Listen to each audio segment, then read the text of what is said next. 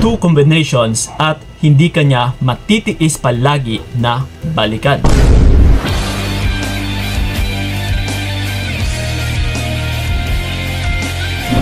Yes, meron po tayong dalawang kombinasyon na kapag nagawa ninyo ito utol, na which is dalawa kapag ipinagsabay ninyo ito, na nagagawa nyo yung dalawang bagay na ito, ay matitiyak ko sa inyo, hindi ka niya matitiis palagi na babalikan.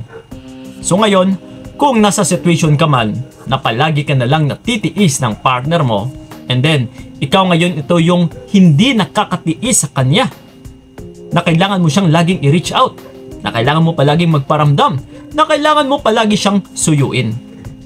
So kapag ganito lagi yung nakasanayan ninyo, na ganito lagi yung palagi mo rin ginagawa sa kanya, ay makakabisado at saka makakabisado ka na po ng partner mo. Kumbaga pa, mababasa niya na yung bawat kinikilos mo. So kung makikita ng partner mo and basang-basa ka na niya na ganito ka pala, no, na ikaw palagi yung sumusuyo, palaging nag-e-initiate, palaging nagbe-beg, palaging naghahabol. Kapag ganito ka utol, ay mas lalo pa pong mamimihasa yung partner mo. Yeah. No, kasi nababasa ka na niya eh. Nakikita niya na sa bawat kinikilos mo. Dalawang bagay lang din kasi yung magiging posisyon mo sa relationship na ito. Magiging submissive or kung magiging dominante ka. Kung ikaw ito yung sumusuyo, ikaw palagi ito yung naghahabol, ikaw palagi ito yung mas nagpapakumbaba, ay ikaw po yung matatawag natin ditong submissive. Kumbaga pa, palagi ka na lang sumasubmit, palagi ka na lang bumibigay, palagi ka na lang nagpapakumbaba. So kapag ganito utol, wala. And yung magiging posisyon ng partner mo, walang iba kundi magiging dominante. So ang magiging talo dito is ikaw. Na sa kasalukuyan ay magiging sunod-sunuran ka na lang sa partner mo. Na ito at ito na lang din yung magiging cycle or yung pag-iikot ng situation ninyo. Na ikaw na lang palagi yung maghahabol at saka susuyo sa kanya. So gusto mo ba yun? Na habang buhay, na habang kayong dalawa pa, is ikaw palagi ito yung nagpapakumbaba? Yeah. Kasi kung ganito ka, no, like I said kanina, magiging talo ka talaga kasi ang magiging kahahantungan mo lang nito utol ay mas lalo ka lang maaabuso. Oh no! Kung nasasaktan ka sa ngayon, mas masasaktan at saka masasaktan ka palalo kapag hinahayaan mo lang ito na ganito palagi nung nagiging routine ninyo. Na Kuya Kiko, nag-away na naman kami, pero di bali kasi ako naman palagi yung sumusuyo sa kanya eh. So, hahayaan mo na lang, okay lang ba sa'yo yun? Kaya ka nahihirapan sa ngayon. Kasi sa maling gawain. So, kailangan natin na meron tayong baguhin. Kailangan merong changes utol. Sa pamamagitan talaga na huwag rin kayong matakot na gawin ito. No? So may dalawang kombinasyon tayo. Kumbaga pa parang combo ito eh. Na kapag nagawa nyo talaga ito is parang yung pamatay natin na sigurado. No? Instead na ikaw ito yung hindi makakatiis sa kanya, is siya itong gawin natin, baliktarin natin. Na siya dapat itong hindi makakatiis sa'yo. Nababalikan ka palagi. Yeah. Pero unang tanong ko sa inyo, paano hahantong na hindi ka matitiis ng partner mo?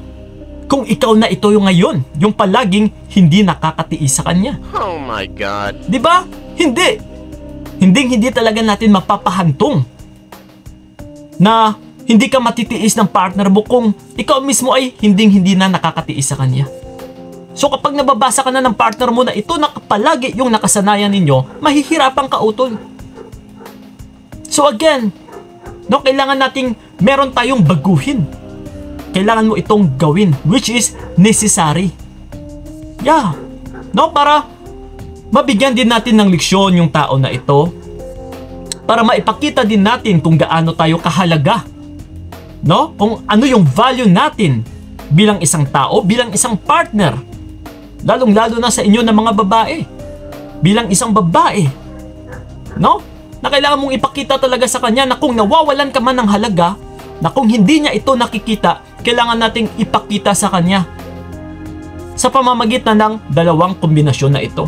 So ito ngayon, wag na nating papatagalin pa, na yung una sa lahat, for sure, naggagawa nyo na ito. Yeah. No, I confidently na masasabi ko talaga na nagagawa nyo na ito. Kasi karamihan sa mga nakakausap namin ay ganito. Na Kuya Kiko, ito ha, ginagawa ko na kasi yung lahat-lahat. Binibigay ko naman sa kanya lahat-lahat. Yeah.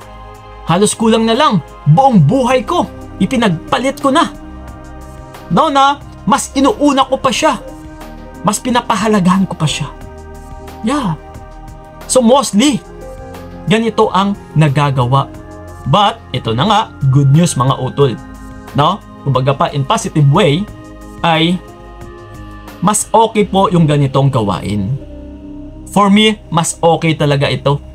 Kasi, kung ipagkukumpara natin na yung tipong wala kang nagagawa sa relationship ninyo versus sa may nagagawa or ginagawa ang lahat-lahat, mas mangingibabaw or mas lalamang pa rin yung taong may ginagawa or yung taong nagbuhos ng lahat-lahat. Pero, syempre, di ba, sa video natin na ito ay dalawa kasi yung kombinasyon na ito eh. Hindi pwedeng isa lang. At saka kung isa lang, wala tayong maipagko-combine. So ito ngayon, ano ba yung isa? Ito nga mga utol, sa una pa lang ay wala tayong problema kapag binibigay mo naman lahat-lahat sa kanya. Pinapakita mo kung gaano mo siya kamahal. Yeah, inaaruga mo siya. Yes, inaasikaso. Binibigay mo lahat ng kagustuhan niya. But, dito kasi mag-i-impact ang lahat-lahat. No, sa pangalawang gawain natin kapag nagawa mo ito.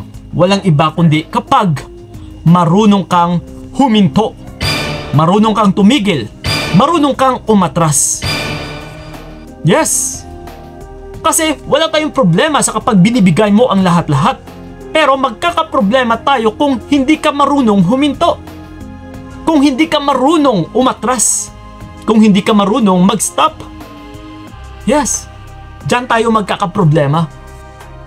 So simpleng bagay lang. Madali lang tandaan. Gawin mo ang lahat-lahat.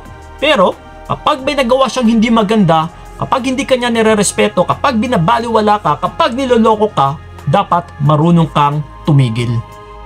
Simple as that, utol. Kung gusto mong masupalpal ang pride, ang ego, or yung kagwapuhan, or yung kalakasan ng kanyang confidence, gawin mo yung pamamaraan na ito. Gawin mo yung dalawang kombinasyon na ito. Gawin mo yung combo na ito, utol. Kung sa pagkain pa, parang combo meal. Kung marunong tayong magpakita ng lahat-lahat, but marunong din tayong tumigil. Tiyak, utol, once na makikilala ka ng partner mo na ganito ka, trust me, siya at siya po ito yung hindi makakatiis sa'yo na balikan ka, nasuyuin ka, or mag-initiate man siya. Yeah. Kung sa dati ay palagi kanyang natitiis, trust me, once magawa mo yung bagay na ito, lalong-lalo na yung pangalawa natin, na kapag marunong ka talagang tumigil, dumidistansya ka, umaatras ka, makakamit at saka makakamit mo talaga yung resulta dito. Na siya ito yung susuyo sa'yo. Na siya ito yung palaging babalik sa'yo. So ayaw mo ba nun? So kung gusto mo yun, utol, no, gawin mo lang yung sinabi ko. Trust me, magagaranti ako sa inyo, mangyayari at mangyayari po yun and maggugustuhan mo talaga yung resulta. Okay? So yun po mga utol, and then sa mga gusto akong makausap one-on-one, PM nyo po kami sa aming FB page na Payong Kaibigan ni Kiko. Yes, magsiset po tayo ng appointment. And then, sa may mga katanungan mo dyan about sa video na ito, you can leave a comment lang dyan sa ilalim and sasagutin namin yan, lalong-lalo na sa aming YouTube channel.